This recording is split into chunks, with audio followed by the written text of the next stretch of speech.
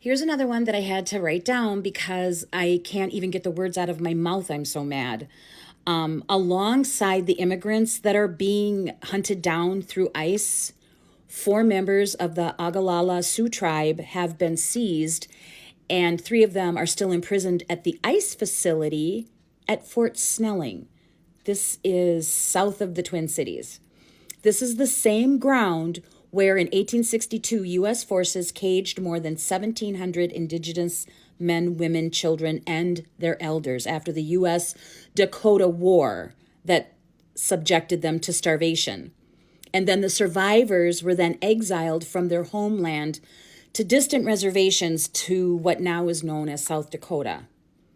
At this site, it has once again become a place of indigenous confinement. It's not a coincidence. It's a grotesque continuation of America's long, unbroken tradition of racial violence, disposition, and state-sanctioned cruelty. Some of the questions that I have is how in 2026 is this acceptable for indigenous people to be jailed by federal agents on land where the U.S. once imprisoned their ancestors to death?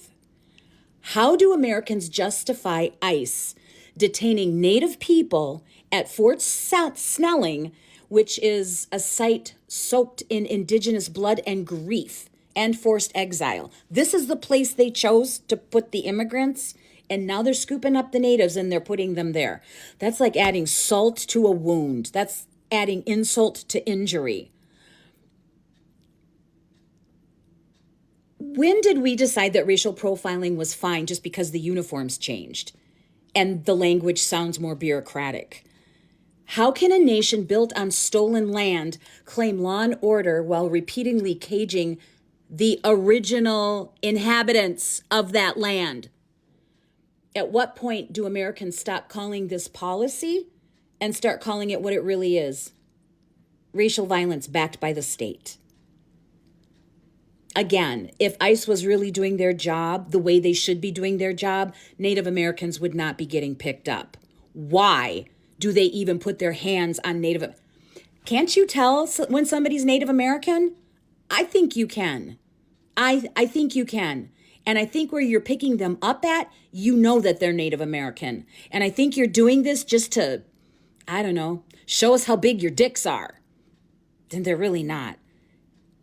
At the end of the day, the natives are going to remember that you did this. And everybody talks about a reckoning coming. The native people are very quiet right now, aren't they?